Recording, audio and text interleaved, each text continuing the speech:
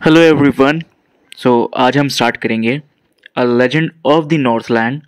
It's a poem और इसकी explanation with poetic devices and extra questions. So this poem is written by Phoebe Cary. Phoebe Cary एक American poet हैं और younger sister हैं Alice Cary की, और वो भी पोएट हैं। ओकेजनली इन दोनों ने कोई स्कूल जो है ज़्यादा अटेंड नहीं किया, सेल्फ एजुकेटेड रही हैं। इनकी मदर जो थी वो 1835 में डाइड, मीन्स मर गई थी, and 2 years later their father actually remarried. Step mother जो थी वो बिल्कुल ही अनसिंपैथेटिक थी, बिल्कुल भी ध्यान नहीं देती थी इनकी लिटरेरी एस्पिरेशंस के लिए। जो इनका सेल्फ एजुकेशन इनके लिए बहुत ज़्यादा इंपॉर्टेंट थी, और ये खुद भी करती थी सेल्फ एजुकेशन और खुद अपने आप को पढ़ाया। तो उस पर जो इनकी स्टेप मदर थी वो ज़्यादा ध्यान नहीं दिया करती थी। पूरे दिन जो है हाउस होल्ड चोर्स में जो है वो लगी रहती थी, और उसके बाद वो अपनी पढ़ाई करती थी। इस तरीके से इन्होंने अपने आप को एक्सपैंड किया है, अपनी नॉलेज को, अपने आप को बेहतर किया है। फीब कैरी सितंबर 4, 1824 में माउंट हेल्दी, ओहायो में बोर्न हुई थी, और जुलाई 31, 1871 न्यूपोर्ट, रोड्स आइलैंड में इनकी डेथ हो गई। ये पोएम जो है पूरी की पूरी पोएम एक लेजेंड है, ठीक है, and which narrates the story of an old lady who angered Saint Peter because of her greed, ठीक है, उसके लालचीपन की वजह से। लेजेंड होता क्या है कि नॉर्मली लेजेंड जो होता है वो एक ओल्ड ट्रेडिशनल और पॉपुलर स्टोरी होती है जो हिस्टोरिकल होती है, लेकिन अनऑथेंटिक। जो मीन्स अनऑथेंटिक का ये मतलब हो गया कि उसे वेरीफाई नहीं किया जा सकता कहीं से भी, किसी भी सोर्स से वेरीफाई नहीं कर सकते आप कि वो ट्रूथ ही है नहीं। लेकिन हाँ, इसके अंदर एक मोरल जरूर होता है। जितनी भी लेजेंड होती हैं वो कन्वेंशनली जो है बच्चों के लिए बनाई जाती थी, और इसके अलावा ये ओरली चलती थी ज़्यादातर। जब रिटन का टाइम आ चुका था तो उसके बाद फिर लिखना स्टार्ट हो गया था पोएम्स को। वो एक अलग scenario, but legend orally convey करी जाती थी दूसरों को, और इसमें एक मोरल होता था जिससे लोग सीख सके। Most of the time it is having super natural element. Super natural क्या होता है कि पावर्स होती थी। The first stanza, away, away in the Northland, where the hours of the day are few and the nights are so long in winter that they cannot sleep them through. Scenario यहाँ पे ये है कि away away in the Northland क्या हो गया कि बिल्कुल ही दूर। नॉर्थलैंड ऊपर का हिस्सा हो गया नॉर्दर्न हेमिस्फीयर का, जहाँ पे जो दिन के आवर्स हैं वो बहुत ही कम है, and the nights are so long in winter, जो रातें हैं वो बहुत ज्यादा लंबी हैं, that they can not sleep them through, जो इसमें जो है सोया नहीं जा सकता। पूरे दिन हो गया, फिर जैसा भी इनका सिनेरियो हो सकता है। Where they harness the swift reindeer. अब रेनडियर क्या होते हैं जिन्हें उन्हें यूज किया जाता है विंटर के टाइम पे, क्योंकि सब जगह बर्फ होगी तो ट्रांसपोर्ट की तरह इस्तेमाल किया जाएगा। स्लेजिस पे उनको ट्रेन कर दिया जाता है जब भी बर्फ पड़ती है। Children look like bears cubs. अब चिल्ड्रन लुक लाइक, यहाँ पे जो लाइक है ये सिमिली का पार्ट हो गया कि जो बच्चे हैं वो ऐसे लगते हैं जैसे बियर्स कब, भालू के जैसे बच्चे हों। इन देयर फनी फरी क्लोथ्स। फनी फरी क्लोथ्स क्या हो गए, फर वाले उनके कपड़े हैं तो इस वजह से फरी, और बहुत ही प्यारे से लगते हैं। They tell them a curious story, I don't believe it is true. वहां पे एक स्टोरी चल रही है, ठीक है, जो इन्हें लगता है कि शायद वो रियल ना हो, जो पोएट है। And yet you may learn a lesson if I tell the tale to you. लेकिन हाँ, ये जरूर है कि वहां से तुम एक लेसन लर्न कर सकते हो अगर मैं तुम्हें ये टेल बता देता हूं। Once when the good Saint Peter lived in the world below and walked about it preaching, just as he did, you know. Saint Peter जो है वो यहाँ पे जब जमीन पे रह रहे थे, ठीक है, और प्रीचिंग क्या थी, क्रिश्चियनिटी को फैला रहे थे, क्रिश्चियन मजहब को फैला रहे थे। He came to the door of a cottage in traveling round the earth. तो एक कॉटेज के बाहर चले गए वो, ठीक है, एक कॉटेज के बाहर खड़े थे, आ गए, और जब वो प्रीचिंग कर रहे थे, where a little woman was making cakes, ठीक है, जहां पे एक विमेन जो है वो केक्स बना रही थी, and baking them on the earth. Earth क्या हो गया, एक चूल्हा हो गया, मिट्टी का बनाया हुआ, ठीक है, तंदूर कह लो, चूल्हा कह लो, या फिर आप ओवन भी कह सकते हो। And being faint with fasting. So Saint Peter उस टाइम पे फास्टिंग पे थे, तो उससे फेंट मतलब अगर वो गिर जाएं, बेहोश हो जाएं भूख की वजह से। For the day was almost done, he asked her from her store of cakes to give him a single one. So जो उस विमेन का केक का स्टोर था, उसमें से एक केक के लिए उन्होंने कहा, सेंट पीटर ने। सेकंड पेज पे क्या होता है, so she made a very little cake. So अब क्या हुआ कि उसने वो केक नहीं दिया जो उसके स्टोर में ऑलरेडी अवेलेबल थे, ठीक है, उसने एक छोटा सा केक बनाया। तो यहीं से इसकी ग्रीडीनेस चालू हो गई कि उसने सोचा कि सेंट पीटर को मैं एक बड़ा केक क्यों दूं, ठीक है। तो उसने क्या करा कि उसने एक छोटा सा केक बनाना स्टार्ट किया। But as it baking lay, she looked at it and thought it seem too large to give away. अब जैसे बेकिंग स्टार्ट हो गई ना, उसे लगा कि यार ये भी बहुत बड़ा है, ठीक है, जबकि उसने छोटा केक बनाया और उसने क्या सोचा कि ये भी बहुत बड़ा है। सो फिर क्या हुआ, उसने नीड किया, मतलब दूसरा केक बनाना स्टार्ट करा। Therefore she needed another and still a smaller one. और जो पहले वाला स्मॉल केक बनाया था उससे और छोटा बनाया। When she turned it over, जैसे उसने बेकिंग के लिए रखा, as large as the first had done, तो उसे लगने लगा कि यार ये भी उतना ही साइज है जितना पहले वाला था। Then she took a tiny scrap of dough, फिर उसने बहुत ही छोटा सा एक टुकड़ा लिया, and rolled it flat, तो उसे बिल्कुल ही पतला रोल करती रही, जितना एक वेफर, ठीक है, एक थिन वेफर होता है ना, आपने देखा होगा वेफर्स आते हैं, इतना पतला कर दिया। But she couldn't part with that. और जब उसे भी बेक पे रखा तो उस पर भी फिर उसको वो नहीं हुआ कि नहीं ये भी कुछ ज़्यादा ही हो गया, ठीक है, मतलब जो स्टोर में केक था वो भी नहीं दिया कि ये तो बहुत ही बड़ा है और कैसे मैं दे दूं फ्री में किसी को। उसने एक छोटा बनाया तो वो भी उसे बहुत लगा, फिर उससे छोटा बनाया, फिर वो भी उसे लगा कि नहीं ये भी नहीं दे सकते, ये भी बहुत ज़्यादा है। और फिर एक छोटा सा टुकड़ा ले लिया, उसे भी उसने इतना रोल करके एक वेफर जितना कर दिया जितना एक वेफर का साइज होता है, ठीक है, उसने बेक करके जितना वेफर होता, कुछ भी नहीं होता वेफर, तो वो भी बहुत छोटा सा टुकड़ा। तो मतलब उससे वो भी नहीं दिया गया सेंट पीटर को। सेंट पीटर इतना ज़्यादा भूख के मारे वो बेहोश हो जाते, उन्हें बहुत ही ज़्यादा तेज भूख लग रही थी उस टाइम पे। For she said my cakes that seem too small when I eat of them myself. फिर उसने कहा कि मैं खुद खाती हूँ तो पूरा केक भी खा जाती हूँ, तभी मुझे लगता है कि बहुत कम है, मुझे थोड़ा सा और खाना चाहिए, है ना, ये तो बहुत छोटा रह गया। And are yet too large to give away, so she put them on the shelf. और देने के लिए क्या लगा कि उसे ये तो कुछ ज़्यादा ही बड़ा है, और उसने वापस शेल्फ में रख दिया। Then good Saint Peter grew angry, for he was hungry and faint, and surely such a woman was enough to provoke a saint. So आप राइमिंग स्कीम देख सकते हैं, राइमिंग स्कीम बहुत अच्छे से लिखी गई है इनकी।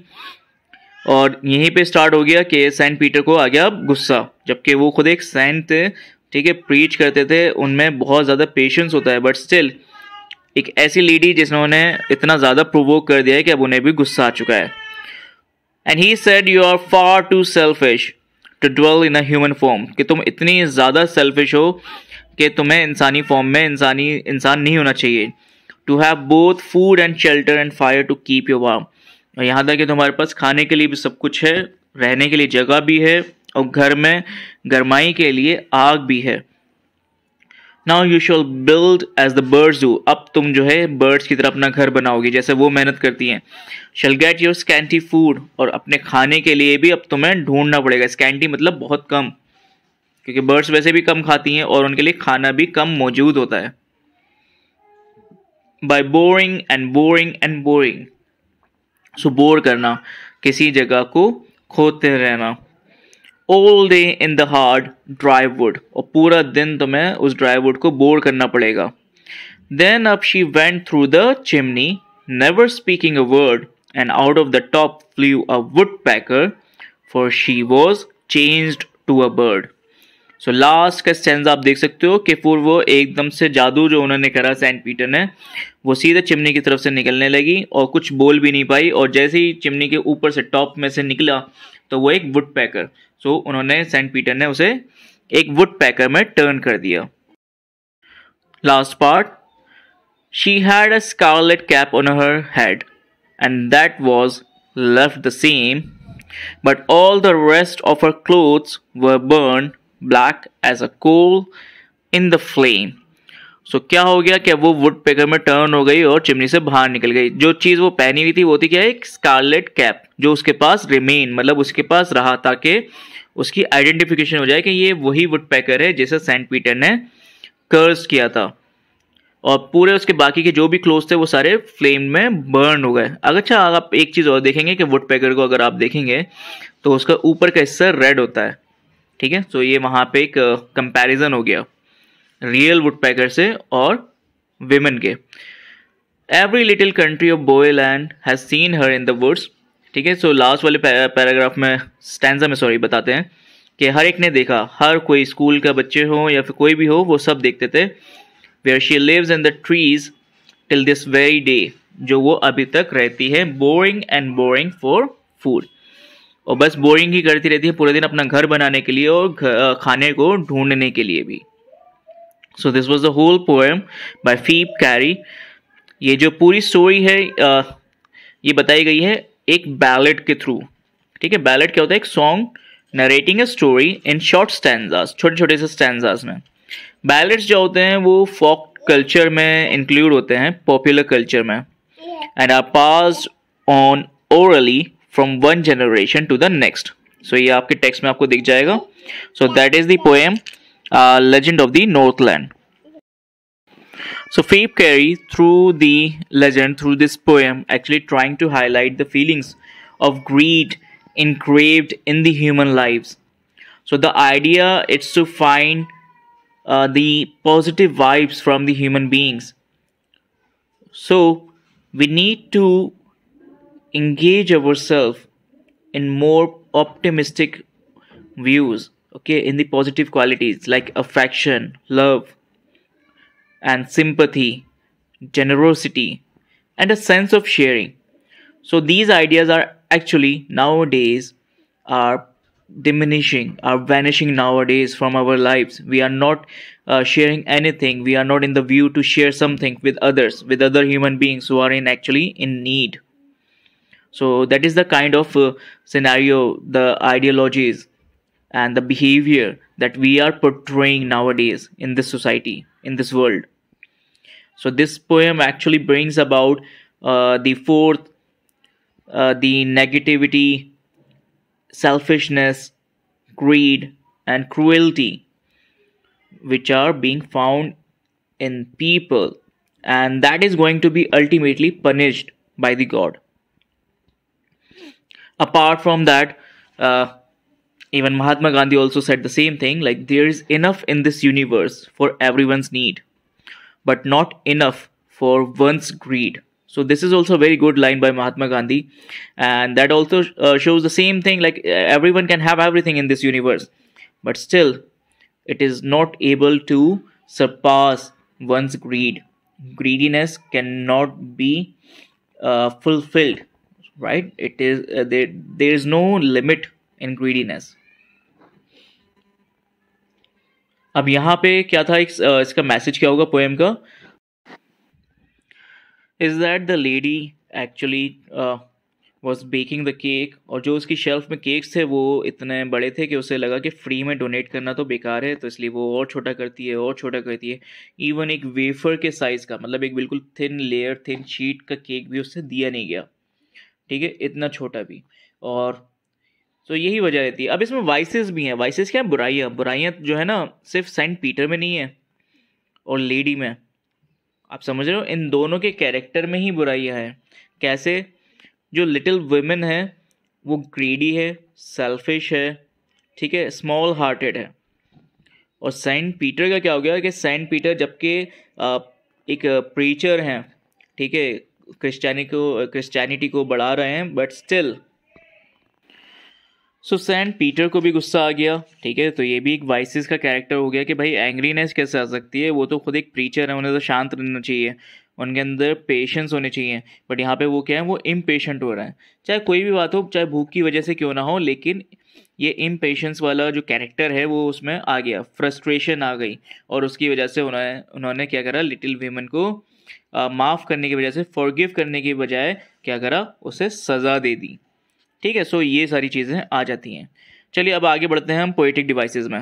यहाँ पे पोएटिक डिवाइसेस में क्या हुआ है, फर्स्ट आ गया हमारे पास रेपिटेशन। सो रेपिटेशन क्या होता है कि in simple terms repeating a word, short space of words, ठीक है, और या फिर पूरे के पूरे सेंटेंसेस अगर रिपीट हो रहे हैं तो वो हो जाएगा रेपिटेशन में।